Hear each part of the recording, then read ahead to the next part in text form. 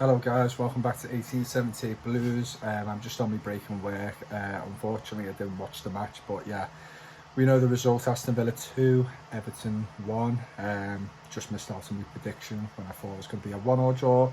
And to be honest, looking overall at the game and looking at the highlights and other YouTubers' reaction and the social media reaction, we could have got a point out of that. It was a poor game of football, and I think these two sides will be on the bottom half of the table. I don't think any of them. I don't think both teams have got enough there to be fighting for Europe, even though Aston Villa have got some quality players in there. I just think overall they're not consistent enough. And whereas also I think we're just struggling with squad depth and just bad luck as well with injuries. Decore injured. Isn't the worst miss for us. I don't think he is a player for the future for us. I think this season or next could be his, last season with us. I think he's easily replaceable. I appreciate his hard work running around, and he's done good bits for Everton, but he's just very inconsistent, and this is why he's never broken into he's not properly broken into the French national team or consistently. And he's never really made it to a big team. He's never really got the interest, and we're seeing why.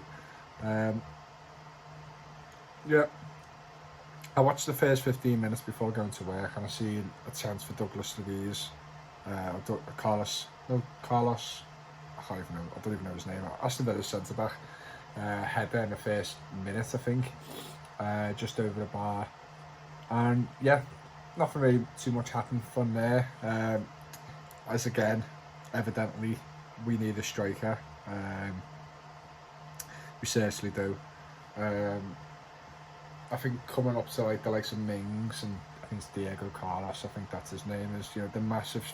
And listen, sometimes with someone who's a bit small who can get in behind, it can work. But I don't think Gordon is that type of a player, and also he's not a striker.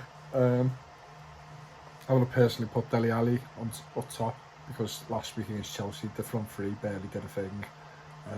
So I don't understand Lampard's decision there. Can understand Rondon not starting because potentially, he's unfit. You've got to ease him back in.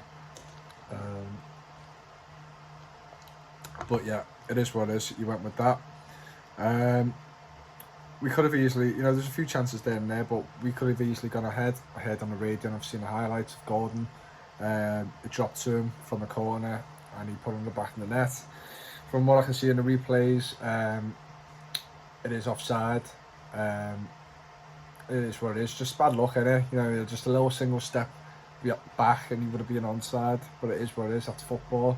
And could have changed the game now if he was 1-0 up. But like I said, it didn't happen, so there's no point dwelling on it.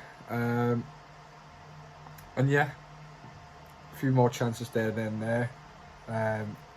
McNeil loses the ball, not releasing the pass. He actually also had a chance early on the game to have a shot. Instead he tried to pass to Damari Gray.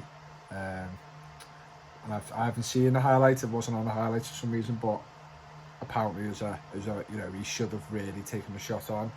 And that's his problem. He's not lethal enough to Dwight McNeil, and you can see that by his stats. And if he wants to change his game, if he wants to stay in this Everton team or pick an S or whatever, he's going to have to start taking his chances, and that was a big moment for us.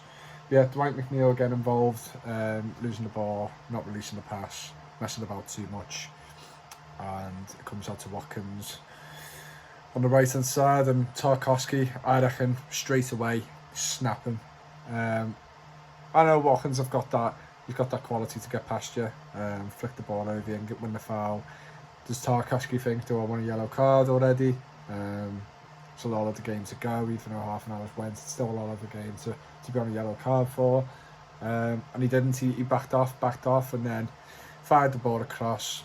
Danny Ings gets on the end of it, skips past Decore, and great finish. I'm not going to deny it's a great finish. And Villa 1-0 up.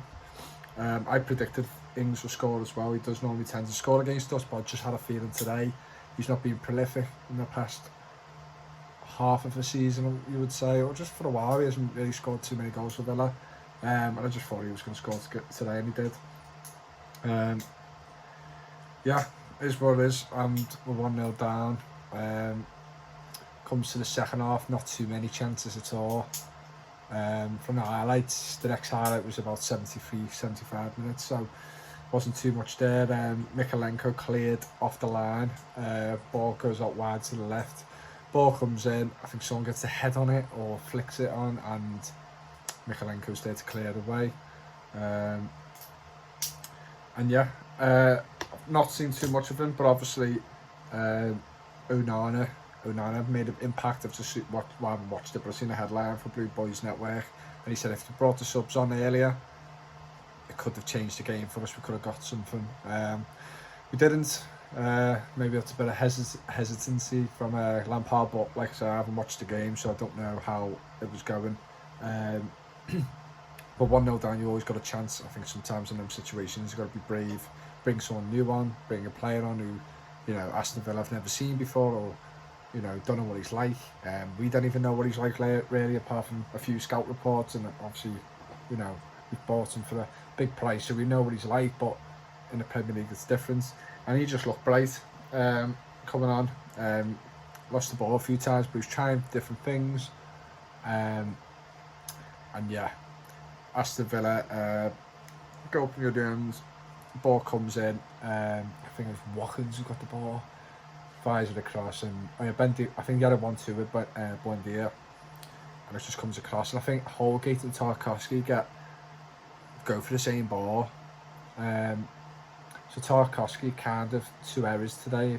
I'm not going to blame it all on him, but yeah, I wouldn't be too worried about that. I just think maybe it's a bit more of a lack of communication still, even though I think 2 weeks of being with each other now, however long he's been here for, is enough to find that communication with someone. You know what I mean? You train a lot with each other, but it is what it is. You leave Buendia, and Buendia's in the middle and taps it home. 2-0, it's done. We don't come back from stuff like that, especially in the last 10 minutes or 8 minutes or so. Yeah, I'm sure we had a few more chances as well. I'm just trying to recall. I think, well, we got a goal back. Onana down the left, didn't give up. Strong, powerful. Just like the look of him. I like the way he talks. He's just dead imposing. There's something about him. But yeah, he gets down the left, crosses into the box, and Luca Dean gets our first goal of the season, which sounds mad me just saying that. If you don't know, he plays for Villa. Obviously everyone does, but yeah, ironically Luca Dean is our first goal scorer of the season, and he doesn't play for us anymore. But yeah, that was quite funny. But at the end of the day, Aston Villa will be laughing because they won the game. But yeah, Gordon had a chance as well. He's a through-in goal. Never looked convincing to score. Missed a chance, and then I think Onana missed the ball by millimetres, or he got onto the ball. He got onto the end of the ball, and it just wasn't enough. He was stretching.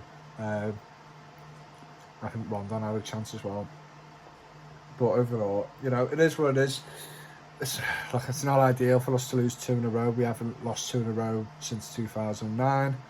There was, of course, better days for us, so I wouldn't feel too hard down by it. I've just spoke to some Evertonians in the restaurants and working them now. They just said, listen, well, obviously we need a striker. We have to get a striker, and I'm glad we're not panic buying. Obviously it'd been ideal to get one in before the game today, but like I said, if the person's not the right fit and the negotiations aren't right, then don't go for it. And I think we're being really patient up to now, and at the end of the day, as long as we get one in before the transfer window shuts and made up, because then he could be competition to Dominic Calvert-Lewin, hopefully a different type of player to Dominic Calvert-Lewin, which I think that's what they're looking for, someone who can run behind the man, the last man and stuff. So we just have to see. But like 2 losses in a row, two losses to start season isn't great. No one's got on the score sheet yet, apart from obviously we scored today, but do an own goal from a former player. It's not great. I think overall better performances overall, and like defence. I know we've conceded two today defensively, but listen, it's not great because they are errors from us. But we do look more assured, if that makes sense. I still feel confident that we are still hard to beat, which has proven to be the case. You know, we've lost 2 games now by 1 goal. And yeah, we're just going to have to move on. I don't know how Nottingham Forest did today. I hope they won or picked up something, because if they haven't, it's on us then. Sorry, they'll be facing us next, and they're going to want to pick up some points at some point, and obviously we do as well. So we're at home to Nottingham Forest next. A very good test. Have made up Nottingham Forest up. We're just going to have to wait and see what happens there, and hopefully we get a striker before then, because like I said, Solomon Rondon, when he come on, he was a bit more presence, you know, someone to target to, hold down play he can do. Obviously he just can't score, which is his job, but it is what it is. And yeah, we're just gonna have to wait and see. But I think it's real daft by Everton. I know, look, we have loads of players we want to get. There's a lot of players we want to get rid of. There's some positions more prioritised than others, but I really felt like, just looking at Dominic Calvert-Lewin's recent injury record, and ever since he's put muscle on and weight, and you know, he's established himself, he's got injured a lot more. He's playing, you know, he's in the starting 11. He gets injured a lot more, and you can't rely on that. And if Lampard and co, you know, I would love to see if we would have got a striker in if Dominic Calvert-Lewin didn't get injured. And I'm kind of glad he did, in the sense of, you know, if there was going to get anyone in, well, there we go, we need someone now, because that's your front 3 we've had today, and they're not going to score anything this season. So, yeah, strike it in, and I feel a lot better. But we have to wait and see. You know what I mean? It's a long way to go to the end of the transfer market. Still 20 days or so. 18 days. So, yeah, that is our most important thing. I think as a team, we're getting better, we're a bit more balanced. But I just think we need that focal point up front, because if we don't, then the team defensively, the team we're playing against will be more attacking, because they won't be too scared about what we've got up front, because there's no threat. So they can afford to be a bit more adventurous, going forward, a bit more risk with their play, because, like I said, there's no threat coming from us in an attacking sense. Up to like the third, to the very, I can't really say it, the final pass and their half of the pitch, Villa's, you know, there's no threat at all, or to the edge of the box, there's nothing there. Final third, that's what I was trying to say, fucking hell, wasn't coming out that. So yeah, that's going to be every team. Like I said, he's going to have to sort that out, because it doesn't mean Donald Calvert-Lewin's going to come back and be firing and playing consistently. He could get injured again, you know, we've seen it all before. So yeah, get a striker in, and I think we can relax a bit more, and we'll be a bit more positive going into games, that we can pick something up. But yeah, anyway, that's the end of my reaction. Anyway, I'm going to have to get back to work in a minute. But yeah, if you can like this video, it'll help a lot. I really would. I don't normally beg for likes. I'm not really begging, but I just think I'll appreciate it. If you see the video, if you enjoyed it, just give it a like. It doesn't cost you anything. Share, comments, and then all my descriptions from my socials are all my social info are on the description. So yeah, I'll see you next time, and I'll probably do a video about us signing another player this week potentially, or any players leaving. If not, then it's a match preview for the Forest game. But yeah, over and out. Let's stay positive. It's only 2 losses and 2 decent teams, very hard games, and we haven't got battered. So yeah, anyway, see you later.